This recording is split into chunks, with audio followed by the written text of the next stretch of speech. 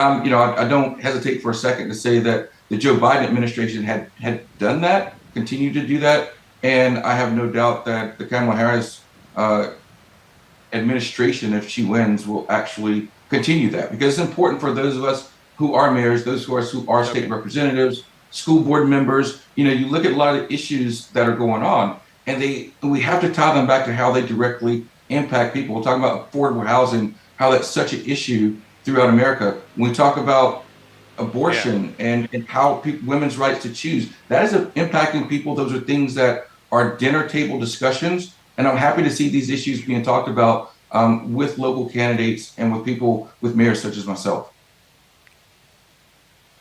All right. Let me also go across to Professor Babonis. Like I said, this is such a closely contested fight between Trump and Harris. It essentially boils down to the half a dozen or so battleground states. Professor Babonis, what's your take? I know you're far away in Europe. You're vacationing right now, so thank you for joining us from the middle of your vacation. But what is really at stake in this election, according to you? And given those stakes, which way do you reckon this election is going?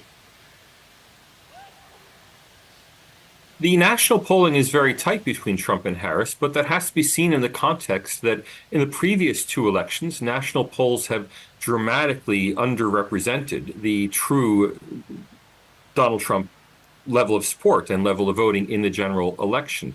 That said, even if the voting were 50-50 in terms of the popular vote, that would probably be reflected in a crushing victory for Donald Trump, because the way the vote is structured in the United States, Democrats run up huge popular vote majorities in California and New York, while on the other hand, the Republican vote is spread more evenly throughout the country, with the result that if it really is a 50-50 election, it will be a runaway Donald Trump victory in the Electoral College. Now, if we believe that the true popular vote is much more like 51-49 in favor of Trump or 52-48, then we really could see a landslide. And that's something that I don't think a lot of political pundits are preparing for, the possibility that this might not be a very close election after all. I'll just come back to you in a second on the battlegrounds, but Lisa's here, and I'll get a final word in with her before we let her go. So one of the points that Professor Babonis was making was, if you're a Democratic candidate, you want to be at least a couple, if not more, 3 or 4% above in the national popular vote, because there is an inherent sort of bias in the Electoral College system. His argument is that because the national popular vote is so close, it actually will lead to a decisive Trump victory in the Electoral College. Well, I think we just can't say at this point. I don't think it matters as much what's happening at the national popular level. I think what matters is who is going to get those electoral votes in the 7 battleground states. Mm-hmm. And each one of those is too close to call. They're very close, some closer than others. Pennsylvania seems to be dead even. So I don't think we know one way or another what's you going don't to think happen. that there's a knock-on effect from the popular vote to how it plays out in each of these battlegrounds? I'm not a pollster, so I can't give you an expert opinion on that. I just know that it's really coming down to the electoral votes. That's the way the United States system works. Mm-hmm. What happens at the popular vote does not matter as much. It really matters, can they get those electoral votes? And that's why you see both campaigns, campaigning hard up until the very end, because every last vote matters. And, even the 2.6 million Indian American voters in the United States matter very much, because every single vote matters, and particularly in those battleground states that we've been talking so much about. What about the Indian American community? They've generally tended to vote Democrat, but ever since Trump came, not in the first election, but certainly in 2020, and I guess in 2024 as well, a lot more Indian Americans seem to be sort of moving in his direction, but it is still predominantly sort of weighed in on the Democrat side, you reckon? Well, I think Indian Americans do support Trump in fairly large numbers. I don't have the numbers at my fingertips, but people I talk to were very happy with the direction of the U.S.-India relationship during the Trump administration.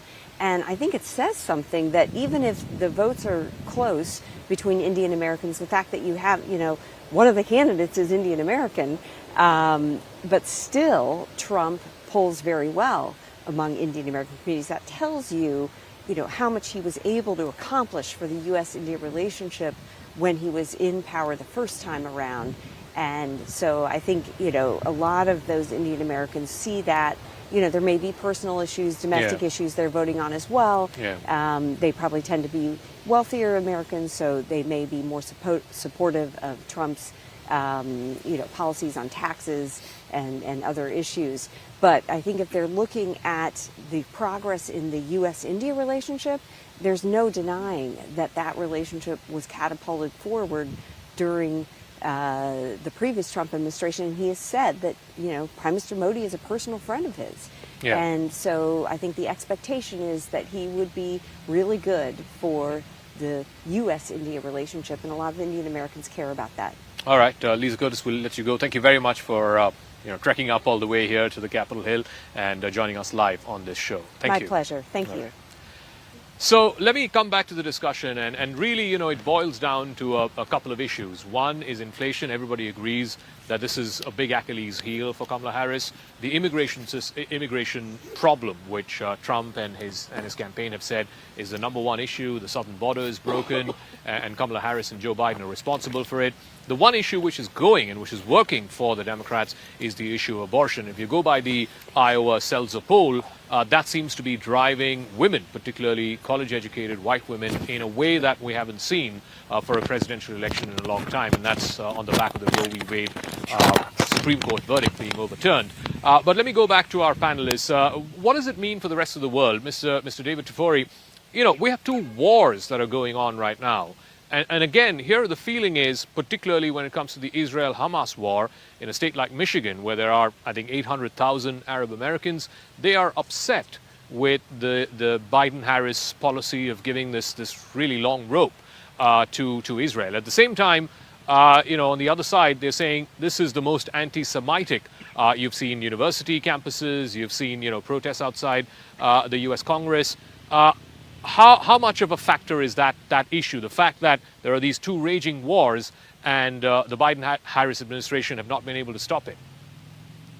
Well, the Israel-Palestinian issue is a big issue for Arab Americans and Muslim Americans. And as you mentioned, the biggest population of Arab Americans is in Michigan, which is a swing state. So it could have an impact there. And Arab Americans are very upset that the Biden administration has not done more to rein in Israel, to try to convince Israel and coerce Israel into limiting the civilian casualties inside Gaza. But at the same time, I think Arab Americans also recognize that Trump is not going to be any better on those issues. They look at Trump's record during the 4 years he was president.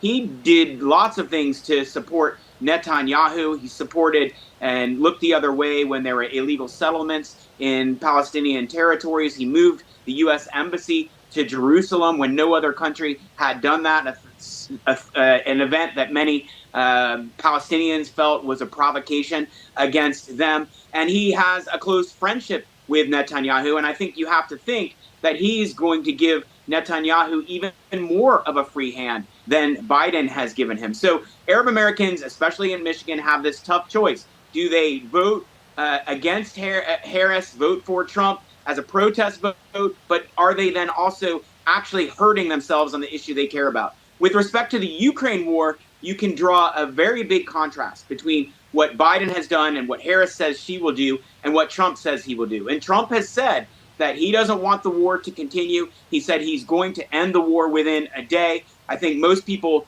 know that that's unrealistic. Ending the war within a day would mean capitulating to Putin. Vance, who is Trump's running mate, is the worst person on Ukraine aid in the U.S. Senate. He's the one person that's most against Ukraine aid. But if you look at polling, most Americans support providing aid to Ukraine. Most Americans want Ukraine to be successful. And most Americans are very concerned about the atrocities committed by Putin. Putin is an indicted war criminal, after all. And so this is an issue that plays well for the Democrats, in my opinion. I do want to go back to Mr. Owens. Clearly foreign policy may not be top of mind for Americans when they vote. And I'm curious to know in Georgia in particular, because this was one of the closest run states last time around in 2020. There was a public spat between Donald Trump and the Secretary of State, the Republican Secretary of State back then. He continues to be. Do you reckon it'll be as close as 2020? I think Biden won by like 12,000 votes last time in Georgia. Or do you reckon either way, this is going to be a runaway for one or the other side? I don't think this is going to be a runaway for either side. I do think it's going to be close. Everything that we're looking at tells us just exactly how close this is going to be. There's been presidential candidates, there's been celebrities, there's been everyone that's been running in and out and around the state trying to capture every single vote possible. I've been, throughout Middle Georgia and South Georgia, as well as here in Metro Atlanta. And, the number of people going to the polls, as I said before, is far outpacing what we've seen in 2020. But that still means this race is going to be very close. Now, there are a couple of things that I think we should pay close attention to. One is the Latino vote. Here in Georgia, and some of the disparaging remarks that Trump and others have made going back years, and some from the last week or so, that has really seemed to energize a lot of people. But I do want to go back a second and talk about from a foreign policy perspective. We are here in Georgia, and there are a lot of veterans that are in the state of Georgia. There are military bases here. So there's Air Force bases, Army bases. So people do pay attention to foreign policy measures, especially when it means putting boots on the ground or global conflicts. And so, this is a lot about global stability and understanding the difference between Vice President Kamala Harris and President Trump. We've known how Trump has had this penchant for being unilateral in his decisions about pulling out of the Paris Peace Accords, about how he's been critical at times of NATO, and his American first policy, which, I think on a global stage has proven not to play well and will not play well going forward. I covered when Prime Minister Modi came here a few weeks ago and with the Quad Summit, and how